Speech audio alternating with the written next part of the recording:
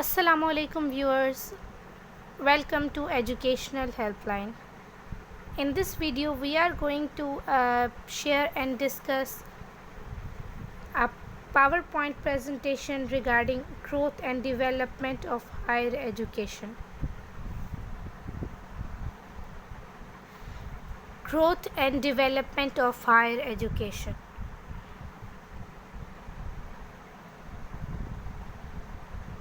Higher education genesis and development which means policies and plans. National Educational Conference 1947, also known as Pakistan Education Conference. साथ साथ मैं आप लोगों को थोड़ा थोड़ा इसको डिस्क्राइब करती जाऊँ. मुझे ये व्यूज़ आए, लोगों ने कहा कि अगर आप इसको साथ साथ थोड़ा एक्सप्लेन भी करेंगी तो ये ज़्यादा हेल्पफुल होगा, इसलिए मैंने सोचा कि इसको साथ साथ आप लोगों को अगर एक्सप्लेन भी करती जाऊँ तो ये आप लोगों के लिए ज़्यादा हेल्पफुल होगा. तो स्टार्ट करते हैं. National education conference 1947, also known as Pakistan education conference, यानी कि नेशनल एजुकेशन कॉन्फ्रेंस जो 1947 में हुई थी उसे पाकिस्तान एजुकेशन कॉन्फ्रेंस भी कहते हैं. पाकिस्तान बनने के बाद ये पहली एजुकेशनल कॉन्फ्रेंस थी और इसको पाकिस्तान एजुकेशन कॉन्फ्रेंस का नाम दिया गया. This leads to the establishment of university grant commission UGC. इस पाकिस्तान एजुकेशन कॉन्फ्रेंस में यूनिवर्सिटी ग्रांट कमीशन या UGC की बुनियाद रखी गई. First official educational policy was presented in 1956. 1956 में पहली ऑफिशियल एजुकेशन पॉलिसी प्रेजेंट की गई. In 1960, the financial policy and economic programs introduced by government greatly emphasized the importance of higher education in the country. From 1960 to 1961, the government spent rupees 173.8 million on the education sector. यानी 1960 to 1961 में ये after presentation of first educational policy government ने education sector के लिए 173.8 million के जो हैं वो फ़ंड मुख्तस किए. Government policies led to the fundamentalist ideas in the higher education system in the country. Government ने हायर एजुकेशन सिस्टम को इम्प्रूव करने के लिए, उसको स्प्रेड करने के लिए, इन्हांस करने के लिए कंट्री में फंडामेंटल डिफरेंट किस्म के यूनिक आइडियाज़ जो हैं वो प्रेजेंट किए. In 1972 government has spent 70% of natural resources on higher education. 1972 में गवर्नमेंट ने ये डिसाइड किया कि 70% नेचुरल रिसोर्सेज को हायर एजुकेशन के लिए मुख्तस किया जाएगा, हायर एजुकेशन पे स्पेंड किए जाएंगे. Enrolment in universities increase to 56% और इस दौरान यूनिवर्सिटीज़ में स्टूडेंट्स की इनरोलमेंट इंक्रीज़ होकर 56% हो गई. Higher education commission. The inadequate financial funding and policy implementation never matched the need of higher education in the country.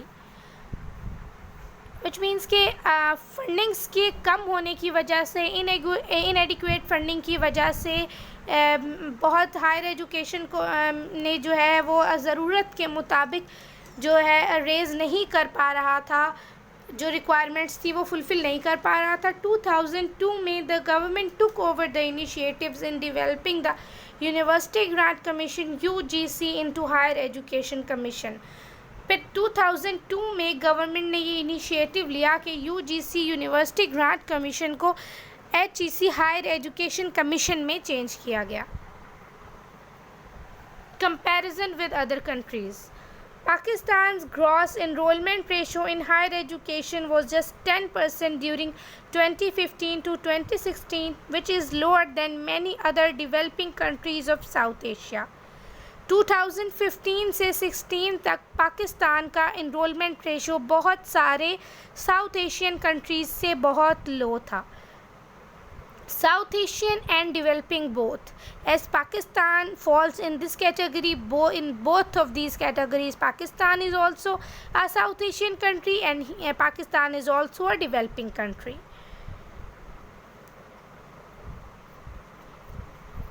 Hopefully, you all know about the difference between developing country and developed country. उसका फिर भी मैं आपको थोड़ा सा explain करती जाऊँ.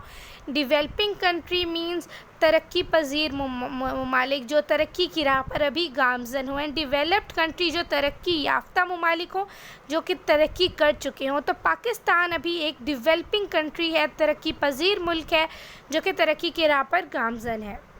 For example, gross enrollment ratio in India is high in higher education is 24%, 21% in Sri Lanka, 16% in Nepal and 13% in Bangladesh. UNESCO की gross enrollment monitoring report के according 2016 की report के according हायर एजुकेशन की enrolment India में थी 24%, श्रीलंका में 21%, नेपाल में 16% और बांग्लादेश में 13%, जबकि पाकिस्तान में उस वक्त enrolment ratio in higher education students की थी 10%. Policy suggestion. Policy suggests that number of public sector universities will be increased from existing 99 to 195 by establishing 96 new universities from 2015 to 2025.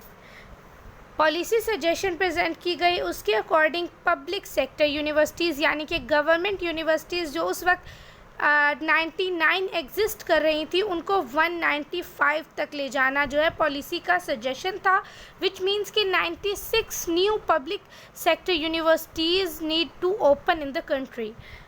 और जबकि प्राइवेट यूनिवर्सिटीज़ जो कि उस वक्त 76 थी उनको 105 की जो फिगर है वो टच करने का टारगेट दिया गया 2015 से 2025 तक, ताकि टोटल नंबर जो यूनिवर्सिटीज़ का है वो अराउंड अबाउट 300 को जो है फिगर एक यूनिवर्सिटीज़ का टच कर जाए कंट्री में. Challenges of higher education in Pakistan. Gross enrollment ratio is just 10%. Only 8% of relevant age group from 17 to 23 years are enrolled in tertiary education. यानी कि ग्रॉस इनरोलमेंट रेशो 10% था, सिर्फ 8% जो कि 10% था उसमें से भी जो एज रेलिवेंट ग्रुप था from 17 to 23 that are highly recommended to be in universities वो ओनली 8% थे. Most of the universities and their campuses are concentrated in urban centres, hence it is difficult for millions of youth in rural areas to access higher education opportunity. Quality of higher education is not compatible with international standards. यानी higher education की जो quantity थी वो international standards को meet नहीं कर रही थी. तो ये कुछ चैलेंजेस थे जो कि हायर एजुकेशन को पाकिस्तान में फेस करने पड़ रहे थे. ये एक शॉर्ट सा ब्रीफ सा पावर पॉइंट प्रेजेंटेशन थी about growth and development of higher education. Thank you for your attention.